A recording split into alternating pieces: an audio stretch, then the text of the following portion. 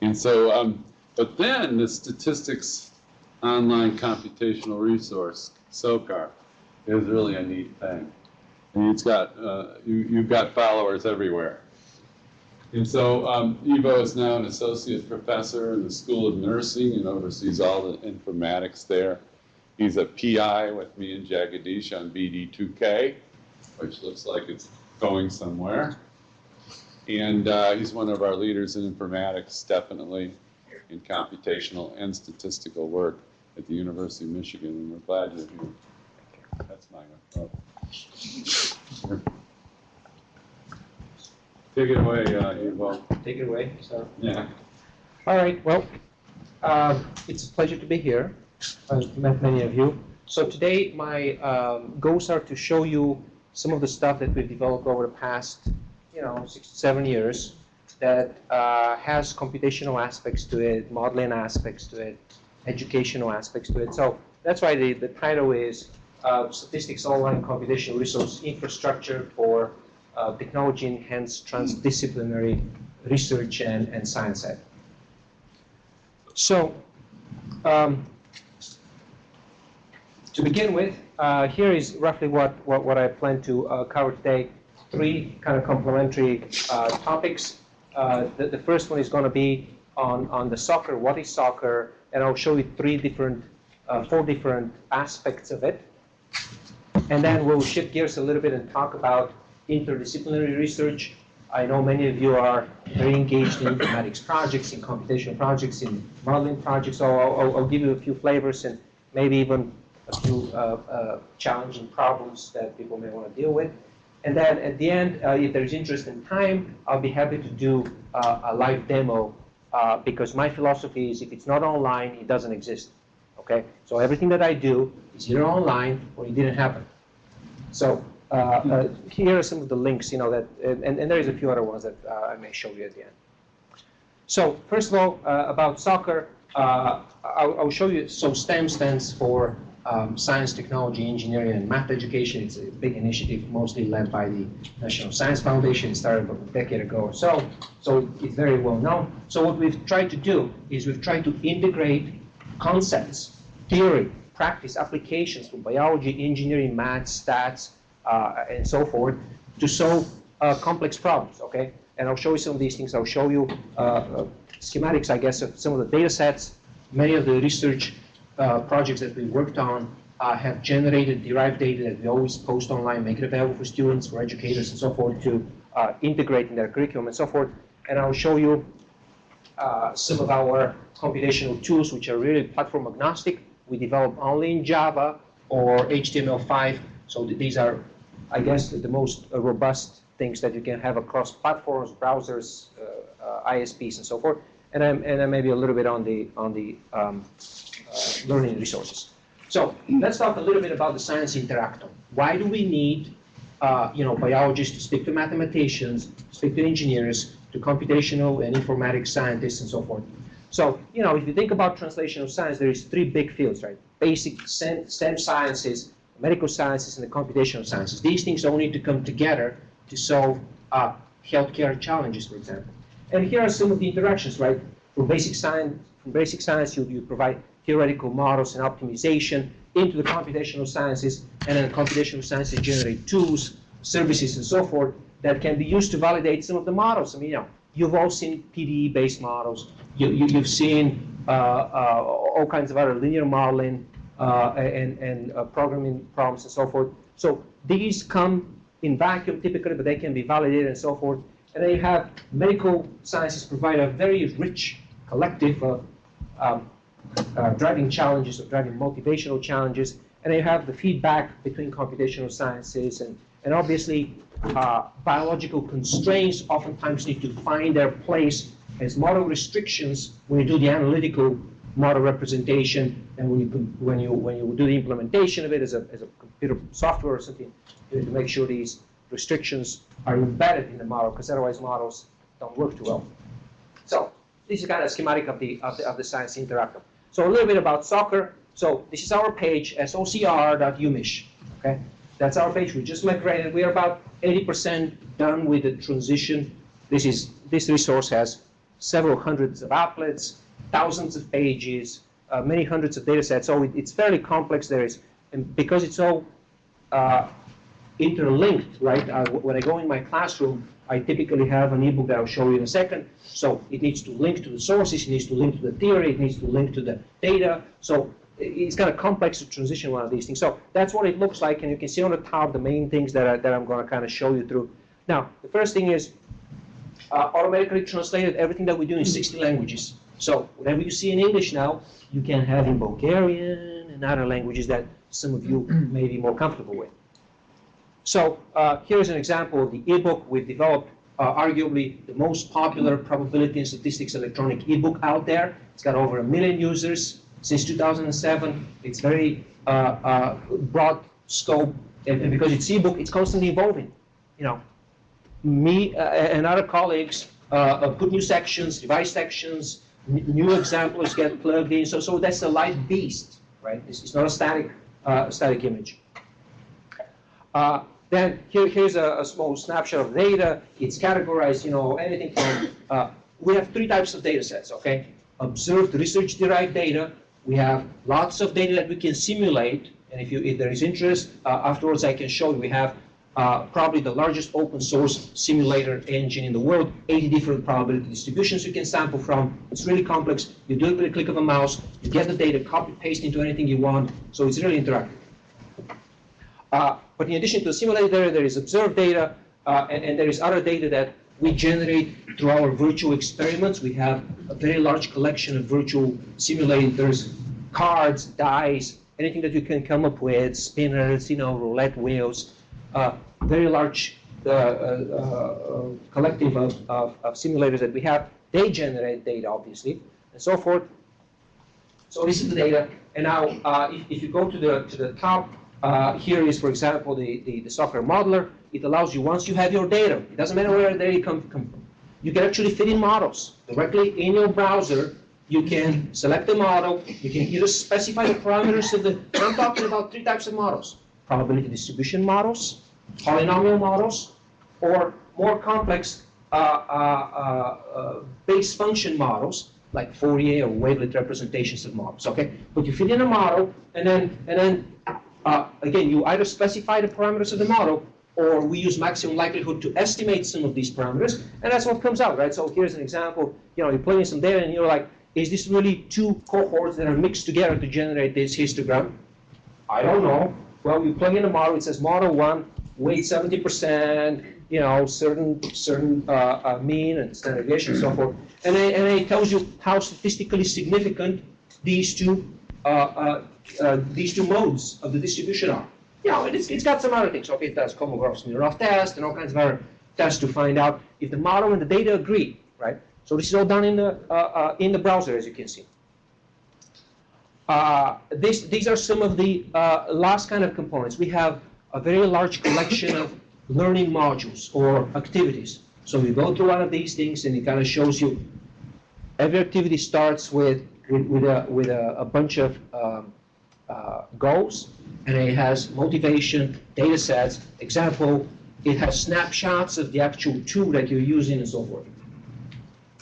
So that's what SOCR is. And now we are now building here at the University of Michigan a new curriculum, something called Scientific Methods for Health Sciences Education. So I'm designing this with a bunch of my colleagues. It's going to be a health science course series. It's going to start this fall with the first 2 courses, 550 and 851.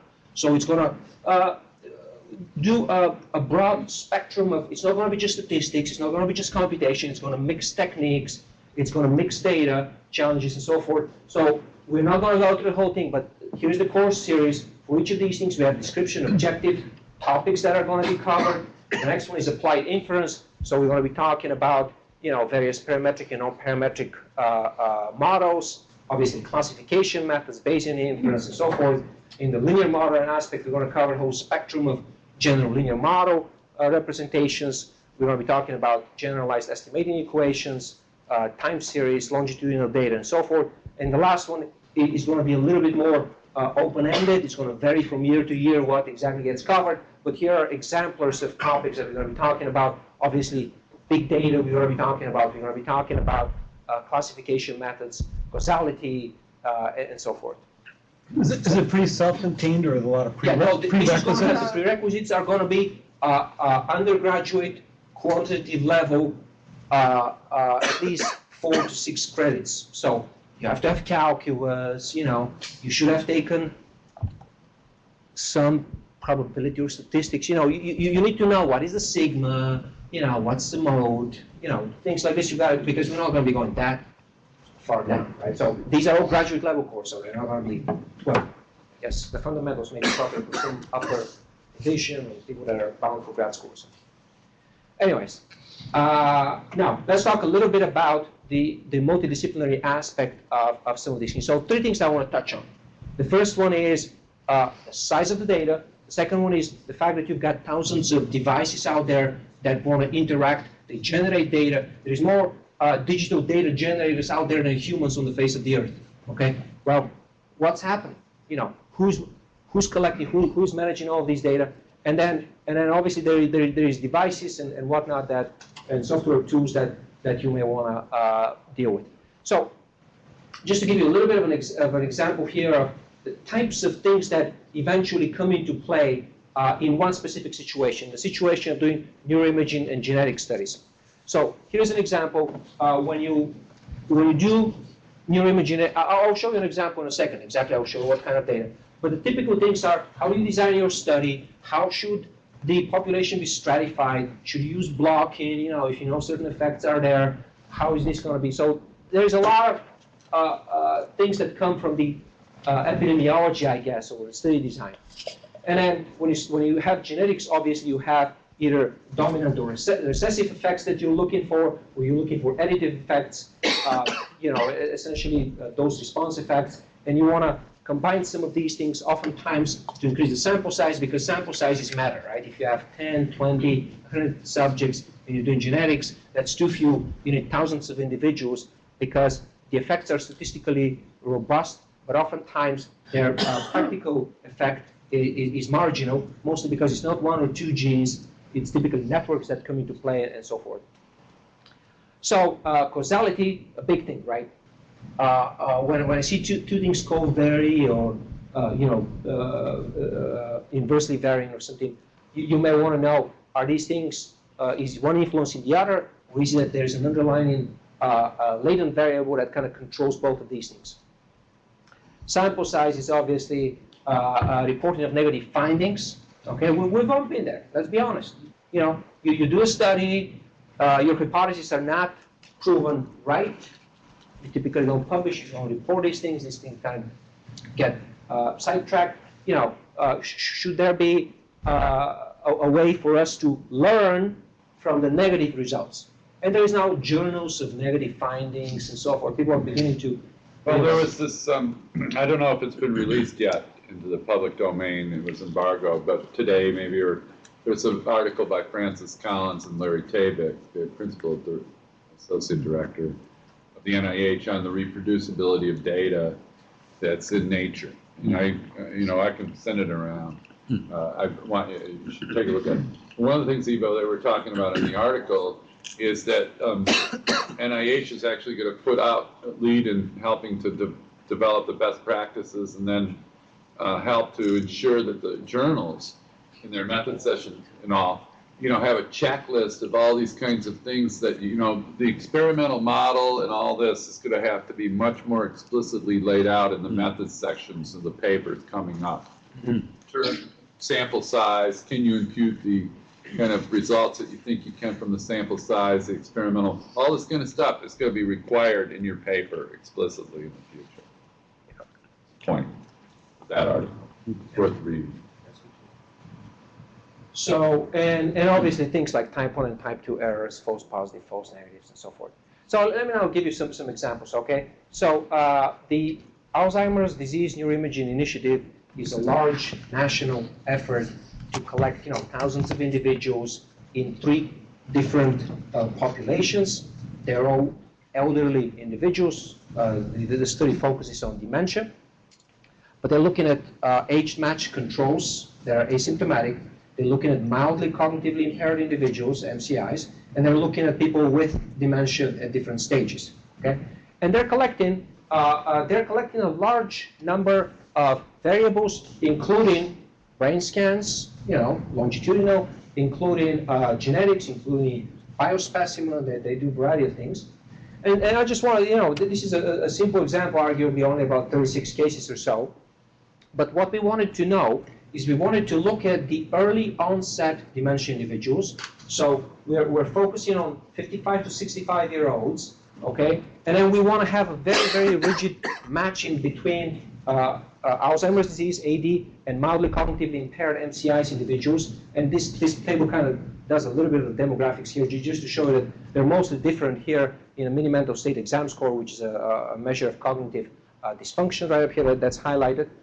And then what we are trying to do is we were trying to use tensor-based morphometry techniques that we've developed and genomics association study. For all of these individuals, we have 630,000 SNPs, single nucleotide polymorphisms. After quality control, these are reduced by half.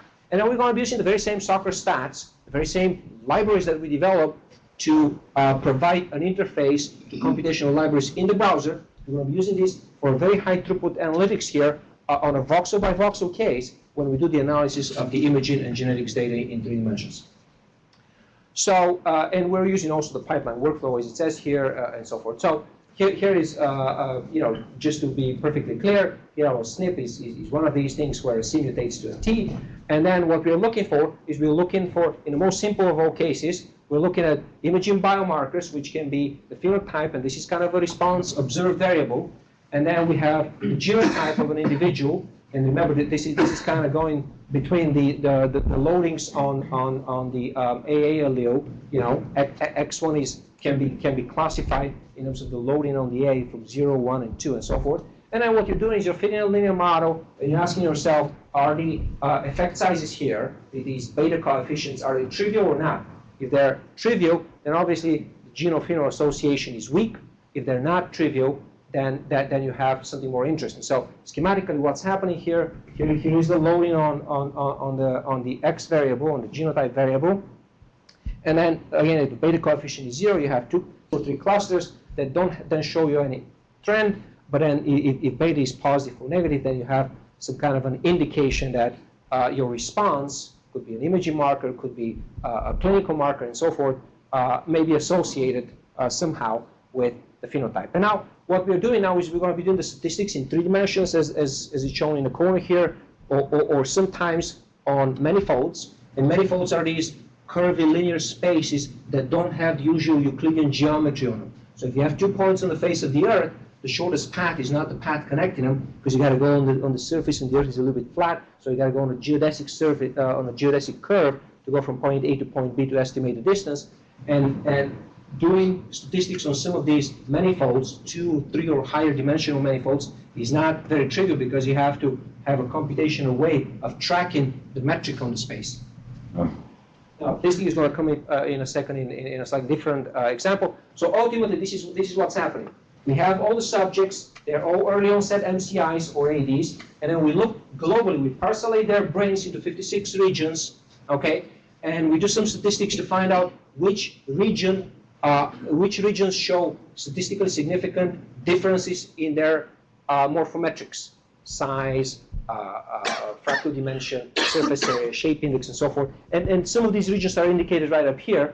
And then what we do is we've got the genetics here for all the 23 chromosomes. And then we obviously look at the minus log p inverse scale. This is the Manhattan standard Manhattan plot. And these, the big ones, are obviously very, very small p values that indicate that some of these beta coefficients, the effect size that I showed you earlier, seem to be significantly non-trivial.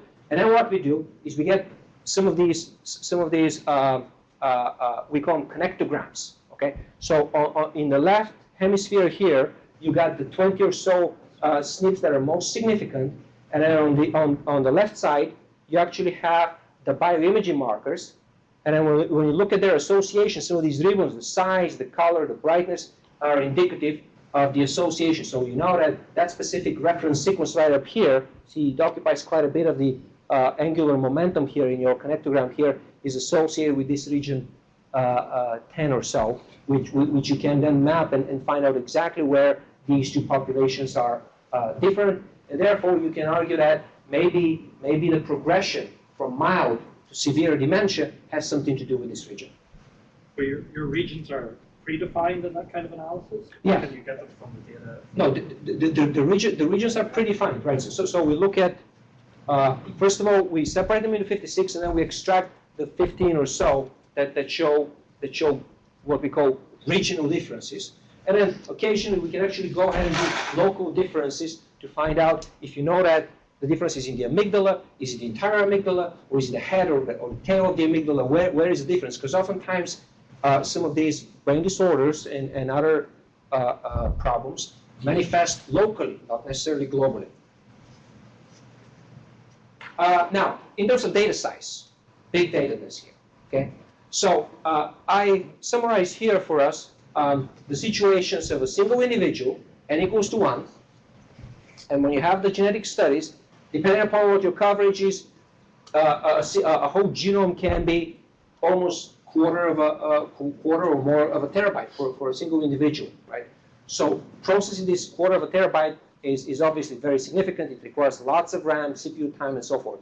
That's the genetics. The imaging obviously depends on what protocol and how was the scanner tuned and so forth, but it's not atypical to have 40 to 512 gradient directions when you acquire diffusion-weighted tensor imaging data. Okay, so you acquired a bunch of directions to look at diffusion of water molecules and find out the wiring of the brain, the white matter tractography of the brain. And these are, tens of gigabytes typically.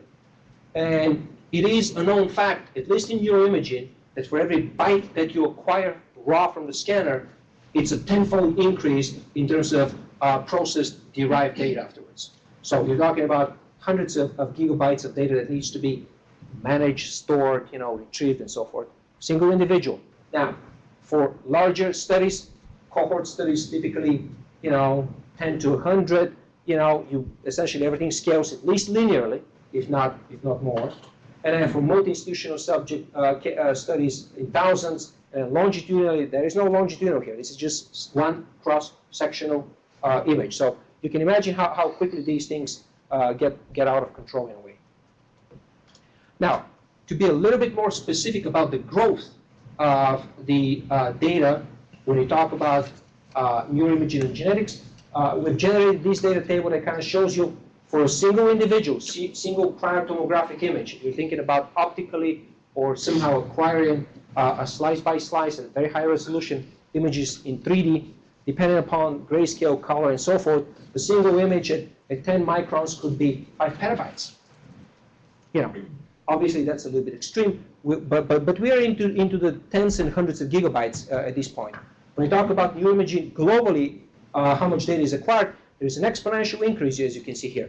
Genomics data, same kind of thing, and obviously some of these are predictions. The important thing is that the computational power increases doubles about every 18 months. What we have here in terms of increase of data is about 12 to 14 months doubling. So we're obviously in a collision course here. We're generating more data than our capability to managing the data allows us to process. Okay? So this is an interesting thing from the big data kind of perspective. Now, tools, okay? There's many examples, and I'm sure you know a lot more than I do in this, but for every category or class of software tools out there, there are dozens, if not hundreds of algorithms, and for every one of those, there are multiple implementations. Some of these are open source, some of these are proprietary, and so forth. But when it comes down to selecting a tool that does a specific task, like cortical brain extraction, or infomogenetic correction, or something like this, you've got multiple things that you can choose from. How do you select the one that's most appropriate, most efficient, most reliable? There's a lot of things that have to go into the navigation, in a way, of some of these things. And several years ago, Brian and I and many other people have developed, we developed the iTools as part of the National Centers for Biomedical Computing, where we have RDF descriptions of resources that are stored as biositemaps. And these resources describe tools, their capabilities, and most of the metadata, including okay, including how is the tool computationally invoked. So it will include something like, where is the tool built somewhere? How can I use it? How do I call it? What's the syntax for invoking it? You know, and so forth. So this language that we have in terms of biositemaps allows us not only to navigate this universe of the resourceome and identify possible tools, but it's also, some of the tools have additional description that allow you to actually find out computationally, not a human reading the code, how to call this tool and get a result, what's the type of the output, and so forth. You know, we could do ourselves a lot of good if we went back to that and mapped it into Transmark. Yeah, yeah. We should talk about that tomorrow. Yeah, okay. So, so now we have a lot of data, a lot of tools, and a lot of devices. So what we engineered a few years ago is this pipeline computational graphics environment that allows you to design computational protocols, end-to-end solutions, starting with the data as raw data import, and then every processing step is coded as a node in this graphical representation, and then you, the designer of the workflow, can share it with somebody else. They can open it on their client system and then connect to a remote server and outsource the calculations. Calculations are almost never done locally nowadays, right? We have powerful servers here and elsewhere, including cloud services and so forth. So, but the idea is to have this disconnect representation of clients and servers. The user communicates with the client and the servers, different servers, as you can see, different locales and so forth,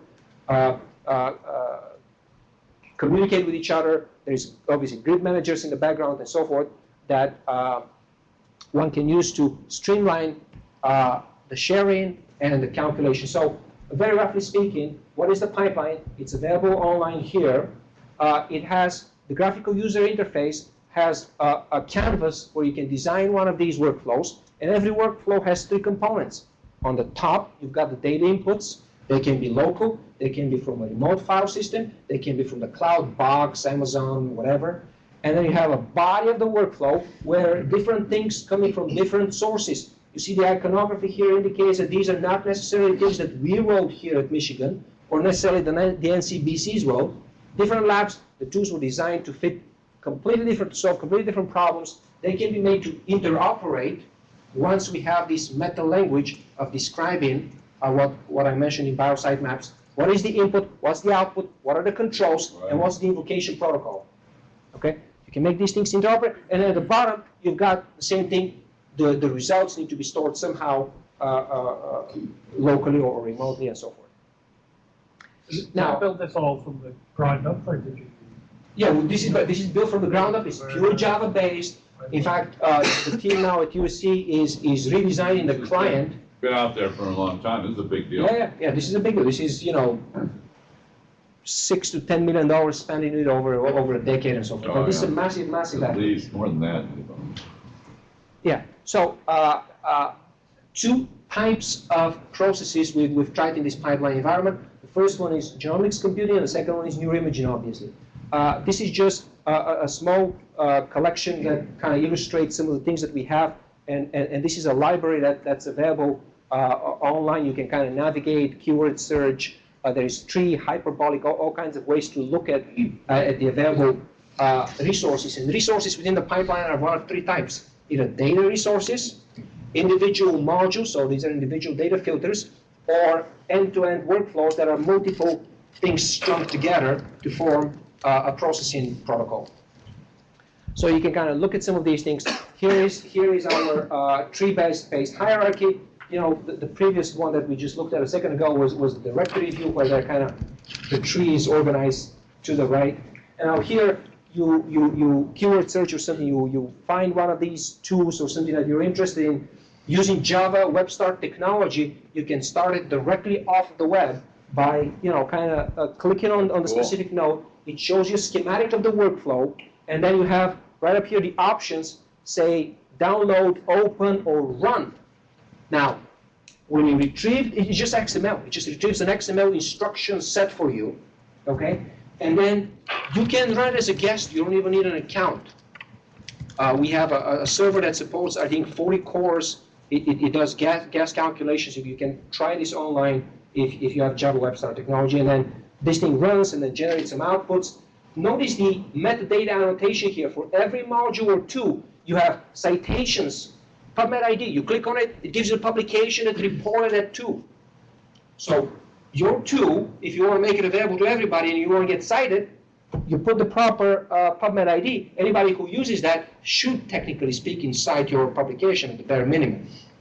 Right? Obviously, we can't guarantee that, but all the metadata is here, licensing, website, everything is metadata encoded for every one of these modules. So Ivo, Yeah. can you address a little bit the effort and the amount of time to put in to sort of keep up with the changing landscape of these tools, especially in this next-gen sequencing area? I mean, it's 2 or 3 versions a year. Yeah, so How are you keeping up with both reference data and changes in the tools? Like Mapper there's probably a new version of that one. Is there a versioning time period? yeah, so this is an interesting, and right up here, you can't see it, but it says package Yeah. version. So you can control that. Now, let's be honest, this is very tough, okay? Because it's not only the versioning, it's where was the package built and which compiler compiled it. Because if you use 2 different compilers, you're not guaranteed to get the same results. So it's really complex, but we have thought about it. And under one of these additional tabs that you have here at the bottom, there's a whole collection of metadata additional that you can store for every tool that you've used, so that it's not ambiguous to anybody what operating system was used, what version of the operating system, optimization or without optimization compilation. There's a lot of things that you can store in metadata. Now, we obviously don't have the manpower to keep track of all these, but the schema is there for people to keep track of their things. Now, when it comes to the library, I'll show you in a second, in the pipeline, keeping track of all the different versions is very, very difficult.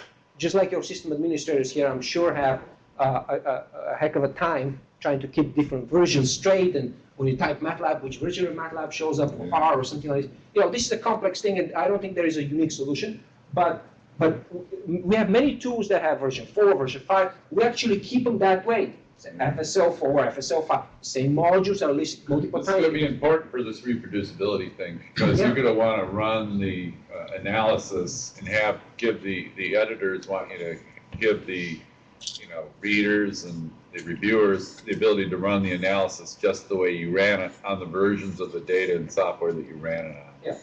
This is going to be a requirement. Yeah. It's called protocol provenance. Yeah, It's not protocol just provenance. the data provenance, is the protocol, the entire thing, so that somebody, I was at a conference just earlier in the month, and I'm asking this guy, he reported some really interesting tools, and I'm like, can we use your tool? And he goes, just go to my paper, look at my methods, and you can implement it. And I'm like, yeah, very good idea. I'm pretty sure I can. We've all seen method sections in papers, right? These are very terse, rudimentary. There is no way to implement and get anything close to what they've reported by looking at the method section of a paper, right? So, anyways. So you've got things like bow tie in there. How do people actually move that much data into the system? Now that's an interesting thing, okay? So when it comes down to one of these really huge data sets, bow tie, Trinity, and all kinds of other things where literally hundreds of gigabytes of data are necessary. We need to be honest there. You either have to have a robust connection, or you got to bring the suitcases. You know what I'm saying? We've had some of these situations where you move with the suitcases in the data center, open the hard drive, slot them in, and that's the fastest way to get it. And how are you allocating resources? Like Jim's shop could say, hey, I really like this. Let's do all of our next-gen analysis on Ivo's system. Right. Well, one way to do it is Jim says, this is an excellent idea. We're going to build a pipeline service on our existing hardware. Our data doesn't have to go to USC. It can run here. It's a different. Once we try. Obviously connections cannot be reliable for over 5 hours. Okay, let's be honest. All kinds of interruptions do happen. And when you have one of these multi-gigabytes, multiple cases, you're most likely not going to be able to transfer. You can start the process, but you can't disconnect. It's just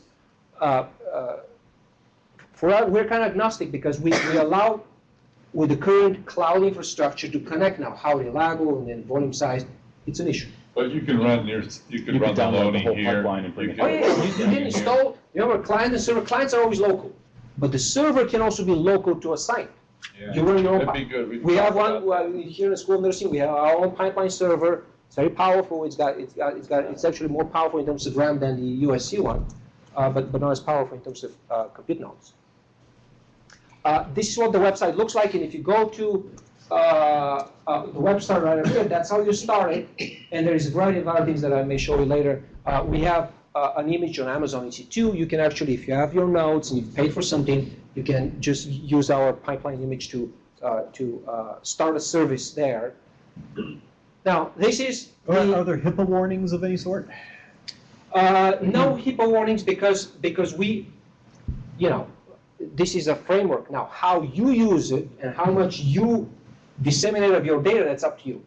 Now, just in terms of a disclaimer, some of these connections, let me see if there is one here. There isn't one here, but oftentimes, if you connect raw DICOM files that have patient identifiable information in them, when you connect one of these to something that requires analyze or nifty input, automatically there will be a smart line that puts up here, and it actually removes everything with the exception of 6 or 7 fields in the DICOMs and makes a file that's de-identified. So we do these things for some cases, but obviously we can trick the system by replacing DICOM headers and whatnot. So, it's not. This is just a framework. This is not a HIPAA regulator of any sort of the imagination. So this is what the GUI looks like. On the very top, you can see multiple. I can open multiple canvases. These are multiple protocols.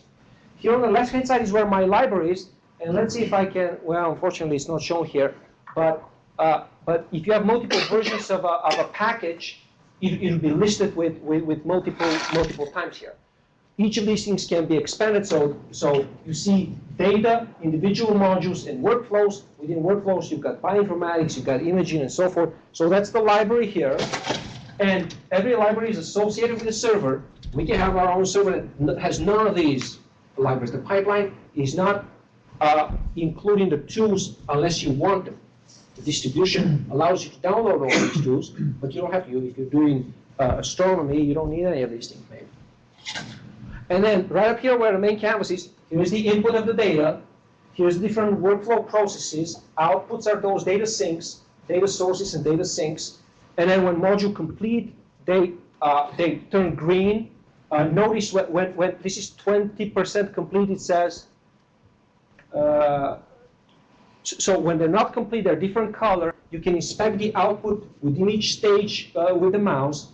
You can look at so here's a little bit about the status. It tells you how long has the workflow been working, pause, stop, reset, and all that business. And in the corner here, how many connections one client can connect to 15 different servers, okay, and have processes running on all of them. And here is the server utilization, and here is how much of your quota you are utilizing at any one point in time. So that's roughly speaking how the front end of the application is. And here is again just a little bit about the classes, pre-processing tools, alignment tools, de novo assembly, basic and advanced quality control tools that we have, variant calling, annotation, copy number variation, and so forth. And this is work of some of my colleagues at University of California, Irvine, and USC.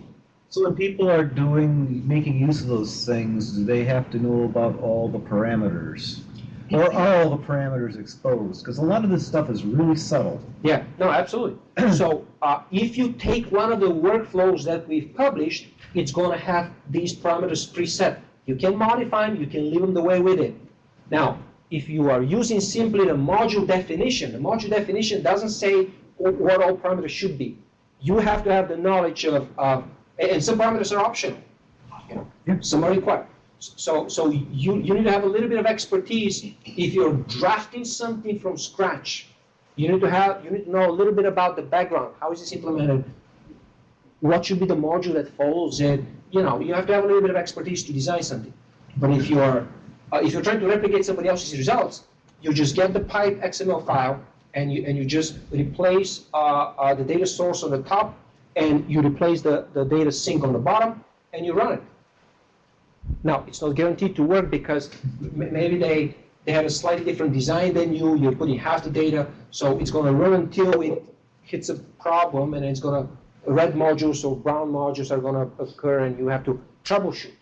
But at least you're not going down into a 2,000-line script that only a computer can read and find out what's the error. Here you have exact, each of these modules has input stream, output results. It reports for you exactly the invocation command line, okay? So you can see the parameters that was invoked with, if you want. So troubleshooting is much easier than going through scripting, debugging, I guess. So here is a layout of again, next generation sequence analysis protocols. Here's an example, alignment different Library tools. of these then protocols that someone can go to and say, my task is something similar to this one, I'm going to just adapt it, I'm not going to... Yeah, that's a very good point. We have something like this. We have, I don't know how sophisticated, but we have two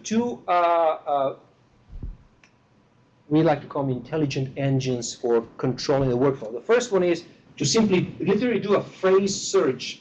I want to do a task of this sort, and it spills out for you a few either modules or workflows that have something to do with that. Now, obviously, we're not Google where most of our things are wrong. The second thing, however, which is very interesting, is if you start designing a new workflow, get this, you put the module, you drag from the library module in the canvas, put it in, and then you right-click on the output of this module, and you ask the system to predict what should come next. And what it does is it looks at the past 3 months of executions, how many times this module was followed by module A, module B, or module C, and based on this frequency of invocation in that specific string line, it suggests the next module. So it's kind of semi-intelligent built-in engine is what we have. One or a list. No, it shows you a list, but they're ranked. Okay. Right, it shows you a list, and then you typically choose the top one if you don't know what you're doing.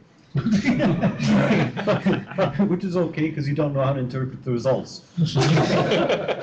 Okay, valid point. Okay, so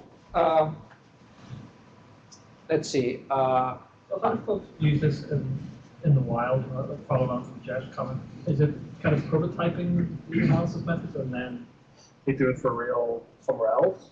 Or? Yes, so there's two types of users, right? So the first type of users are what we call expert users that know how to design a computational protocol end-to-end. And they're the ones that would either use the existing module definitions, or they would define a new tool themselves and draft a workflow, and then they pipe their data through. That's case number one. Case number two is research assistants and other people that do not necessarily have the expertise to design the workflow protocol, but they want to use what, so, you know, this happens very often in practice, let's be honest. I want to replicate the result of somebody else. So you don't want to be redesigning the workflow, you want to be using the workflow with your own data or perhaps with their data. So these are the type of users. So in the real world, somebody either has to design the workflow for you, or you have to get down and find out how to design one. Now, do you have to stop here at 10:02? Is that? No. Oh, we're No, going to- it starts at 10 Oh, it's after Michigan it time. goes, yeah, right. Okay. No ending time. Okay. Oh, I'm sorry. This was meant to show you guys how. That's okay. How some of the SOCR tools come into play to generate really interesting stats. Now let's talk a little bit about shape, okay? Because I'm passionate about shape, okay? Shapeness, you know, in terms of some of these things. So protein tertiary structure, right? You look at this thing and you're like, these are important things, right? Because they're very important in metabolic activities. Heart motion. We did a study not a while ago where we looked at the shape of the heart and through all of its cycles to find out if we can do essentially the principal component analysis on the shape, not on univariate measures. Okay. And then when it comes to brain atrophy, we've done a bunch of things. Okay, we've explored here. You can model the cortex natively. You can model it as a Geno zero surface is what it's called, the surface of a tennis ball. You can model it on a pyramidal shape mathematically. You can flatten it as a disk or as a rectangle and so forth. So there's a lot of interesting work that comes down to representation of high-dimensional nonlinear spaces. Okay, spaces where measuring distances is non-Euclidean. Now, when it comes down to that, I want to show one example that one of my colleagues and we did over the past few years.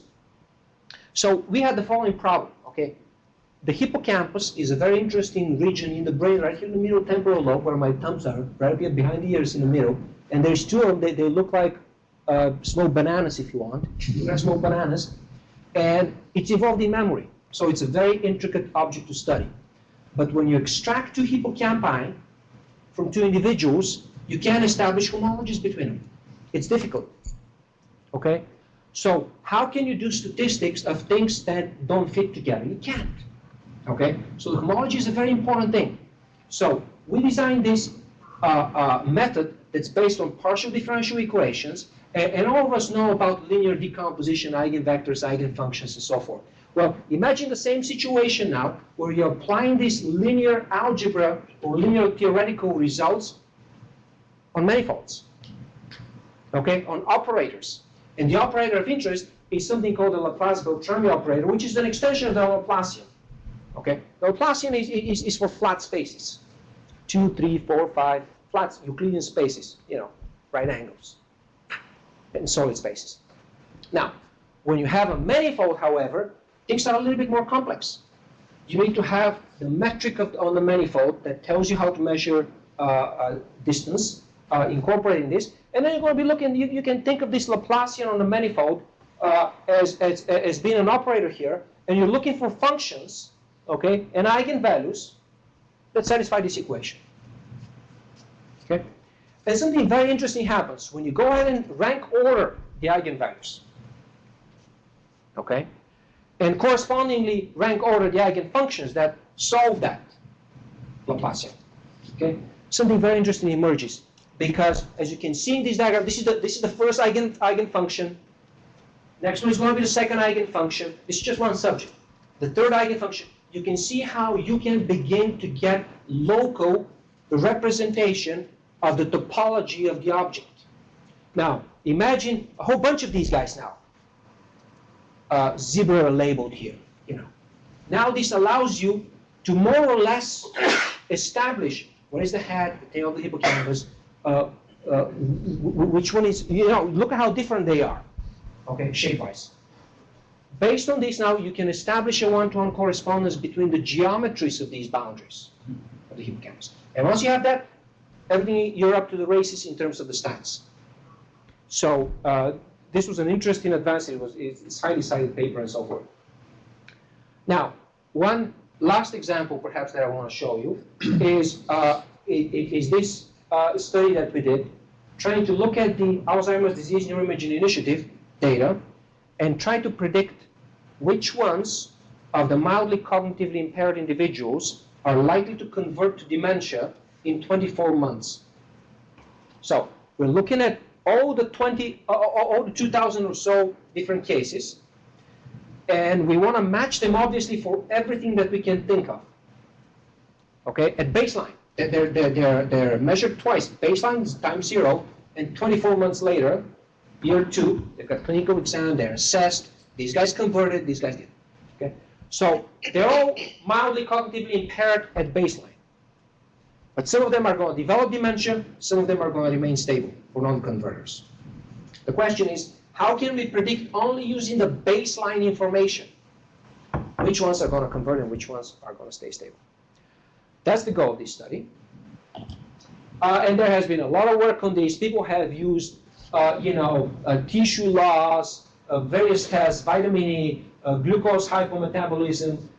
We have used structural morphometry before. Now, in this case, but these are kind of unique. You know, you look at amyloids. You know, this comes from locally from the University of Michigan. You know, people kind of focus on one thing and they kind of beat it to death. What we wanted to do is we wanted to go beyond that a little bit and try to look at different types of data collectively. So this is the ultimate workflow that was designed, and I'll kind of walk you slightly through that process. Obviously, this was a big image, so it's kind of cut here to paste it in all together. So this is the complete end-to-end solution. What comes out, so here's my data coming from different sources. Here's my processing, some intermediate data, and then some image analysis of the regions, and then here is a classification module, a little bit of combination here of things, and then assessment of how good is the classification at the end. What's the accuracy, what's the power to detect converters, what's the sensitivity, all these things are done at the last module, and then you get some kind of result. So that's the end-to-end workflow. Now, each of these things here in the middle is actually a group of modules. So that's a function call. In the middle of the protocol, you call a function, and now this function can be called another function, but these are nested group modules. Okay, so it's a complex workflow that has, the other one has slightly different expansion here. So the first thing that happens is in that specific demonstration, the data came from Globus Online. It comes from a cloud somewhere. Data sits on the cloud. We pull it out, populate the internal data entries here, and then going through the surface extraction module kind of generates some of these, because the data, remember, is just three-dimensional raw. I mean, it's just raw data. You have three-dimensional lattice, and at every lattice location in space XYZ, you have a univariate intensity measure that gives you the contrast of the image. So we model all of these, extract the cortical surfaces, so these are topologically two-dimensional manifolds. And then, in addition to that, we go ahead and parcellate the brain in 3 dimensions right up here. Parcellate the brain in 3 dimensions, and then we generate the boundaries of these in 3D, and then we can do a whole bunch of derived metrics here. So this is left, middle, frontal, gyrus, and I'm sorry, you can't see it, but this is probably surface area. There is a whole bunch you can't see here, but there is 330 of these imaging biomarkers that we derive for every case, right? Okay. And then what we do is we plug these in to combine some of the non-imaging data. There is genetics data, there is clinical data, and there is demographic data that needs to be fused collectively for joint processing and classification.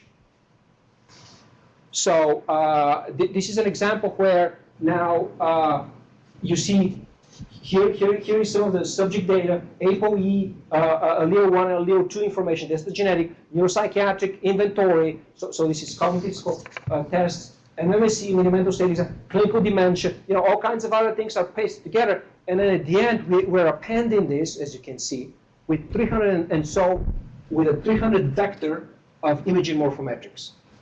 Now, and we have all of our cases, every case is aligned. Now, this is the foundation for the hierarchical classification that comes in. Okay, so the classifier simply labels every case as 1 or 2 or whatever it is, labels every case. And then at the end, what we need to do, we append this. We append this at the very end because we want to find out, how much agreement is there between the label and the actual state of the individual as either converter or non-converter. And ultimately, in a nutshell here, there are my demographics data, genetics, clinical, and we extract the top few imaging biomarkers. So, for example, that's the baseline of the left gyrus rectus, and these are just the volumes, okay? So we have a table that's more or less complete. And then at the end of the game, this module over there kind of gives me true positives, false negatives, true negatives, and false positives. And then it computes for me the sensitivity, specificity, power to detect, and accuracy of the classifier. Okay? And then that needs to be fed back into some place, right? It typically doesn't stay on the server because as soon as you reset the workflow, everything gets wiped out. The server doesn't keep a record of that. So in this case, we feed it back into Globus Online. And here is the ultimate result that kind of shows you how good is this thing. We're not perfect, right? There's a whole bunch of false negatives, false positives, and so forth. But if you look only at the 7 most important neuroimaging markers, your sensitivity to detect the individuals that are likely to convert is 81%. Specificity, not as good. but the power to detect converters 91, accuracy 70, and then if you increase how many of the imaging biomarkers you take, then you get a fairly decent prediction here.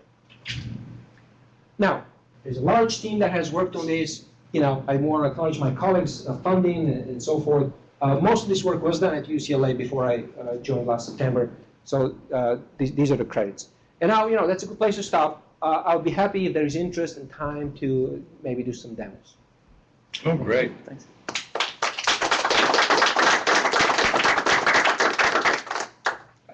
Questions, comments? How does learning interact with a cluster scheduler or something which will manage the jobs? Yeah, so the pipeline server runs on top of the Oracle Grid Engine or the son of Grid Engine that actually schedules and maintains the job. tracks the job. Theoretically, it would be possible to just take the server and run it on a vanilla SG. Oh yeah. The server does it for you. You can run it natively on SGE and even it doesn't require SG, but typically it works much better for high throughput to have a schedule. Does it require a shared file system across? Yes, it requires on the server end. On the server end, it does require network file system.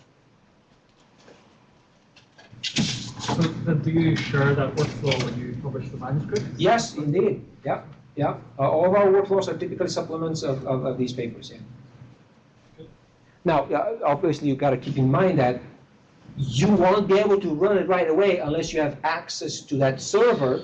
But if you to download a pipeline is free, right? So you download, if you install it and you store appropriate tools, and you replace the locations of where these tools are in the workflow, it most likely will run for you. Yeah. And obviously, all these resources, the big pipeline server has 4,500 nodes at USC, and anybody can get an account there. You just need to complete a collaborative form, so that's not really a hurdle per se. Although some people may not want to share their data, whatever. So there could be issues. What's the cost if you want to use more than the 40 core node that you referred to? We have 40 cores here in the School of Nursing. Okay, because you said you said somewhere we could sign up and there was like 40 cores that you Oh, could yeah. use. But then if you have a project where you need like 100 cores or 200 Yeah. cores. For that, you have three options. Option number one is to submit a collaborative application and run them at USC. Option number two is download them, talk to Brian, he's got the power, he sets you up, you run it locally. Option number three is go to Amazon. I think we should put it up on blocks. We'll talk to Eric about Yeah. We'll talk about it tomorrow. Okay. And if you were to sell me, what's the difference between this and Taverna? Yeah. So there are many alternatives. I do have a table. It was not here in these slides. There's the Verna, there's Galaxy, there's Kappa. There's a whole bunch of other things, okay? Number one, and Galaxy is probably the closest competitor. They're also Java-based, purely Java-based. But you should look at them, okay? It will be very enlightening to try all these things to see what the difference is. The difference is that here with the pipeline, you can design really complicated things that run, and not just things that you wish run. and you can share these things, and you can inspect every single, at any one point in time, you can inspect the state of any one of the modules. With Galaxy, you can. It's one thing you submit it, and you can't close the session. You got to stay open. You close your laptop, it's gone. There's a lot of things. It's not graphical. It kind of says it's almost like a script with a graphical interface. Step 1, step 2, step 3, and you can kind of track, but it's not as interactive. For example, we can branch there. We have switches, we have ifs. It's a slightly more complicated language that's behind it that enables the interoperability and the workflow design than it's available to some of the other ones. Does it have recursive calls? No, you can't have loops. No, you cannot have, well, let me take this back. You can have special type of loops, but you cannot go from module A, B, C, and then go back to A because you go into an infinite loop. That you can do. But there is a way to do iteration, okay? There is a notion of an iterator, iterating module, which you typically may want to script out, I guess, the 3 steps you want to go over 5 times, and the iterator module says, do this thing n times. And it just goes it n times and exits. And things like parameter search, like running across different parameter values, like Yeah. grid search, is that? This is very interesting. One of your data sources on the very top could be simply a list. We do this thing all the time because we have tools that we just don't know for this data what's the optimal setting for the stiffness of the morphing algorithm. We just don't know. So we run a whole bunch of them, and because they run in parallel, it takes the same time as running one. And you inspect the results visually or otherwise, and once you pick the one that gives the best result, then you go with it. But basically, to specify a whole bunch of parameters, you open a data source and you list 5, 15, you list all of them, you can have thousands of them. And once you plug that in the next module, it's going to run 10,000 times with each of these parameters individually.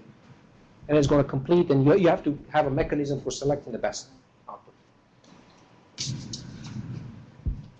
And then do you have like commercial tool developers coming to you and saying, I want to make my tool available within Yeah. your workflow, like the way you have in the Yeah. cheminformatics community? Yeah, so there is some of that, and to be honest with you, our philosophy has been mostly driven by open science. So we tend not to include stuff or use tools that require special licensing or something like this, because it's a hurdle. We can't distribute it. It makes our protocols non-replicable necessarily. So we tend to avoid these things, and we've been approached by other people, and I know people have used the pipeline to expand it and do other things with it. But we don't necessarily play that game. So do you have a closed set of functions, or could I take my super uber function that I developed and put it in your pipeline? Absolutely. So the pipeline itself is tool agnostic. None of the tools are part of the core. The core is just pure Java. The tools, they can be written in any language. They're built on some compilers, certain systems. So it's completely better. With the distribution of what we call DPS, Distributed Pipeline Server, that you install on a cloud or something, we allow you as an option to download all the neuroimaging tools that we have and all the genomics tools that we have. That's option. Some of the neuroimaging tools take 2 days to install. The pipeline, it says, takes 5 minutes to install. Okay?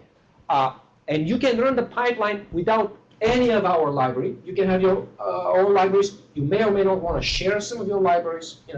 I mean, it's completely up to you.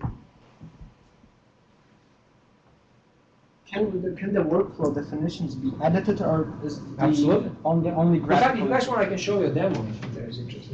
Anything can be modified because through the GUI. And if you're really technical, you can actually open the XML file and edit it there. I don't necessarily recommend that because you can goof up something really bad. but you can open it. It's just XML, pure XML, hierarchical structures. So you can edit anything either through the GUI. You can edit, all the metadata: author, version, package, license, PubMed IDs, URL site, inputs, outputs, executable syntax, extra metadata for the invocation, system specs and whatnot. So you can edit any of these things. The types of the inputs and the outputs you can modify. Once you have the XML and load it in the canvas, you own it. It's just a file. And two tools within a workflow, can they communicate through a pipe, or it's always file-based? Only. Oh, okay. I see what you're saying. They can communicate. There's, I think there's one of several types of lines that you can connect two modules with. One is obviously piping data of type A into type B, and the types must be compatible for you to connect. Otherwise, the line turns red and it doesn't allow you to connect. But one of these is just something called flow of control. Just call the next module when you're done. Don't pass anything to it. So it's just a flow of control. Something happens, I'm done, next guy can proceed. I think I have a simpler question. If one tool spits out a BAM file, it can write it, or it can just type it. Is it possible not to write it? No, it's not, because, see, okay, now that's a very interesting question. Why doesn't the environment take the data stream and feed it directly in the next module without going through the file system? And the answer is that's what the Verna and some of the other ones do, and it's a big bottleneck. Because you can't have the environment manage the data for 1,000 users. We do have thousands of users. thousands of cases and thousands of gigabytes. It's just intractable. So that's why these environments, Kepler, it's just toy examples. You know, everything I've seen on Kepler is a toy. It's an academic exercise. They can't do any high throughput analytics in Kepler, simply because they insist on the software that you're using needs to be compiled against the Kepler libraries. The environment is built with the libraries, and the benefit is that you actually store. You know, you don't have to go to file system to. You send, everybody knows about all the data. You know, it's a big benefit. But in reality, for big data setting, it just doesn't work. So for us, we're abstracting. We're seeing over here. We don't care how the data gets saved on the, you know, the file. There could be delay in the data being saved. You know, whatever. This doesn't matter to us. We simply store references to the data in the environment, which is very lightweight, not the actual data. But that's a good point. Let's see a demo. Okay. I mean, you guys, the rest of you, if you don't want to see it, I won't be offended. Oh, you know what? Alex, did we install Java here? Yes. It should work.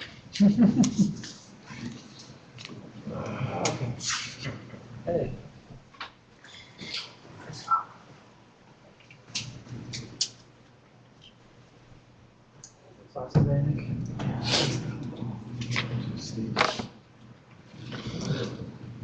Oh, that was really good. It's very impressive. What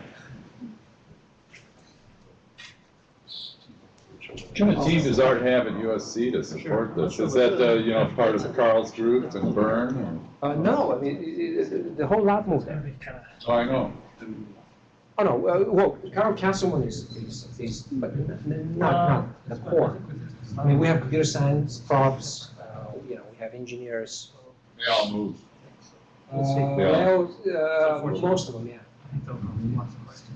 So, But they're not an ISI. well, some of them are, Brian, but they're mostly not on the core development, they're on the application. They would like to use the pipeline, not necessarily develop the fundamentals. So let's see, you know, I was talking to you guys about this WebStar. Let's see if it works.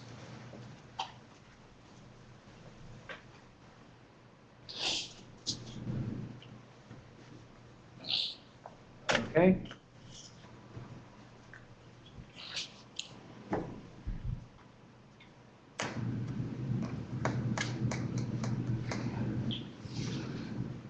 So again, I won't be offended if people leave, you know. You can, you know, they want to see it.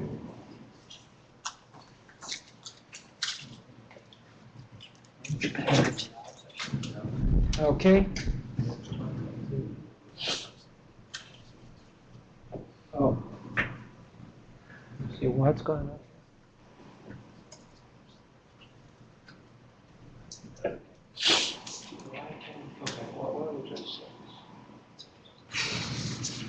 Yeah. This on the desktop.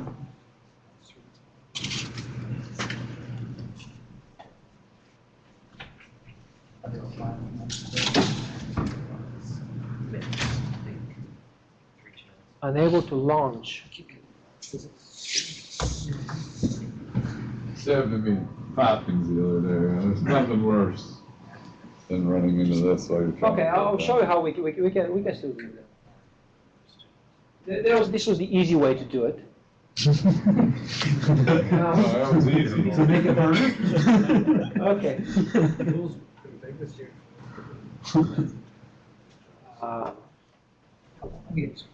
We installed what he asked for. Submit blood sample. So we have what? Windows?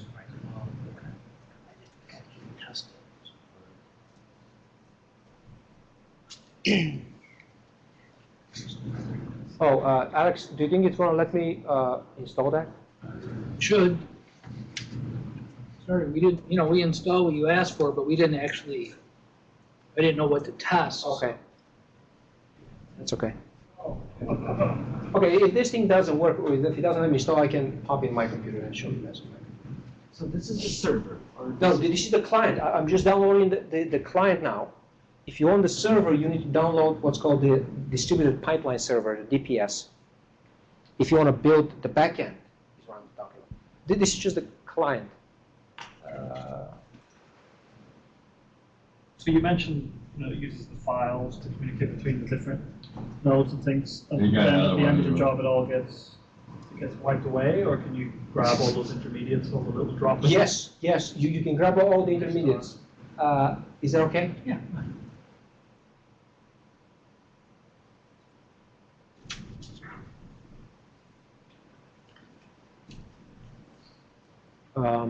Okay, so where is it? Go to Spectral programs. Right at the bottom there. Okay. All right. So this is my client. Let's connect to here.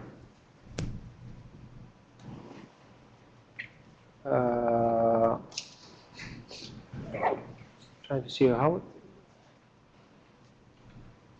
works.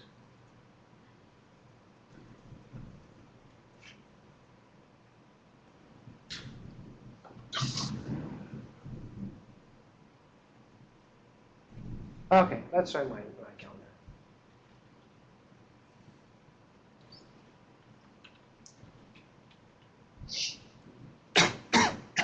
Okay, now I'm connected to a server, right? So, okay, so this is my connection. Now, I have one session that I've started some time ago. I can actually check this session, and notice, so Control plus, Control minus allows me to zoom in and zoom out in this thing. Now, let's see if this thing works. If you bring the mouse over, let's see, let's zoom out a little bit. Oh, by the way, this is the smart line that I showed you guys, because this is a nifty file compressed, and this requires a file of different type, so it automatically on the flies it converts. But if you bring a mouse over an output, okay, this was not available. Now here is an output. Okay, you see it kind of shows you the specific things. You see how you go from this that looked like a dot here is a little bit different here, and that's what it looks in this step.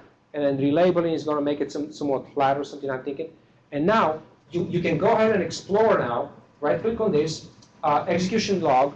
You see this is the exact command line that was called. Here's my output stream, nothing really interesting. Error stream, nothing interesting. Now, I can actually see the output here, or I can pop it open in 3D. Okay, and I can kind of scroll. Brian, this is some of your data, by the way. Yeah. Oh, yeah, go ahead. Oh, okay, guys. So I'm kind of scrolling, if everybody can picture a three-dimensional volume. And now, suppose, now I'm thinking about this, but I want to change it a little bit. So I do Control-A copy, Control-New, paste it in, and now I have my new alternative version of the very same workflow.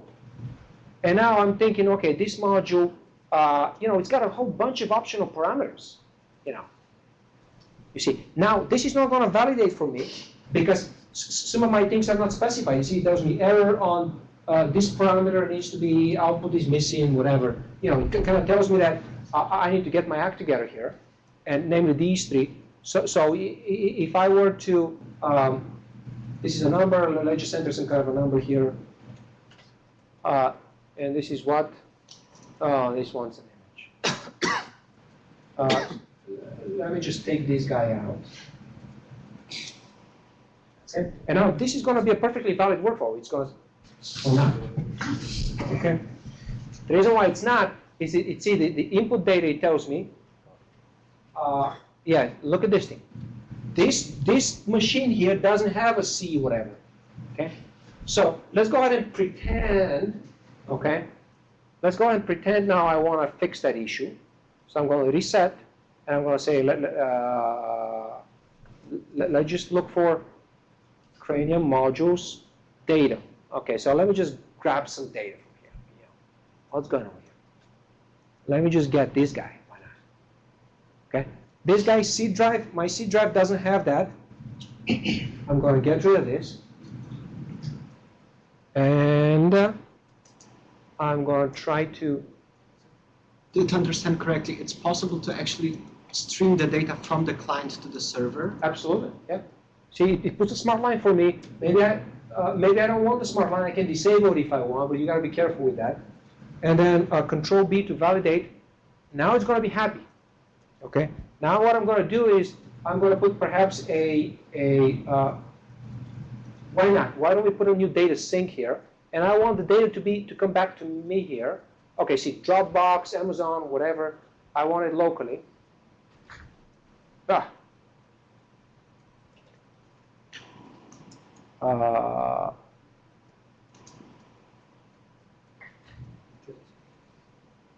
Okay, and now what's going on here? I need to, let me just call it the results.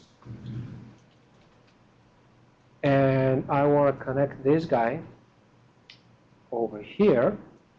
And now what I need to do is I need to specify a local host.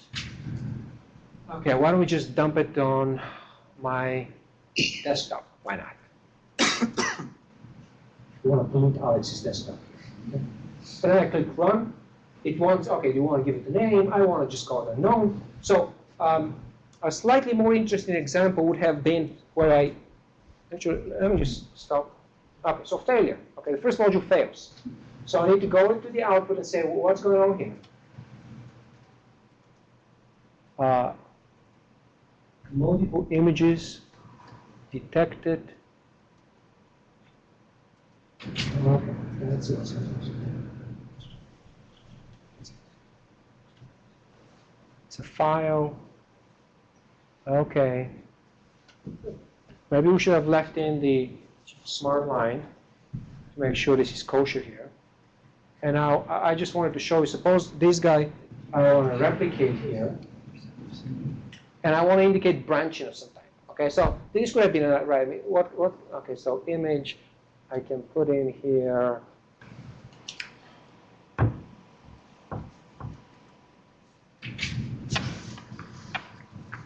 You know what I'm saying? I can put in, just to indicate some kind of a branching here process. Let's see if that's any better. So, by the way, in that specific case, the data did come from the server itself, because remember, I pulled it out from my server library. But if I had anything on this computer, that's the first time I'm logging on this computer. Obviously, we don't have data. Now, it reports you the status. Now, okay, so that guy is done. That guy is happy. Two things that can run in parallel will run in parallel. So the same situation if you had, well, let me just, pardon me here, I'll just stop this for a second, and mimic the situation of having a whole bunch of data sets. So look, let's go ahead and pretend we have 10 cases. Okay, pretend we have 10 cases. Now they're the same subject here, okay? But it's not important. Look what's going to happen now.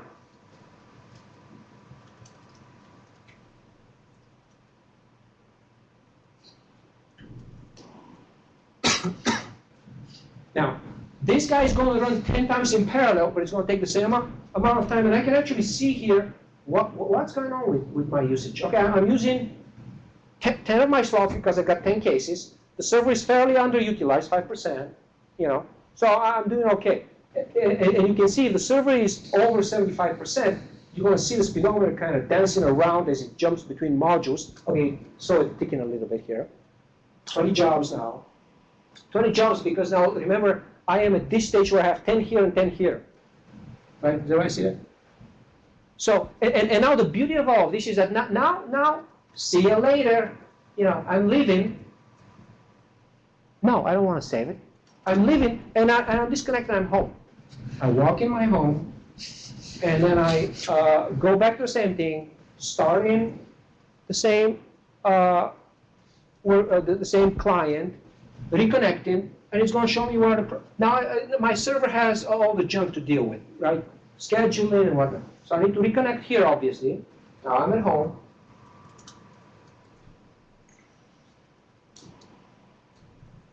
Okay, let's see the connections.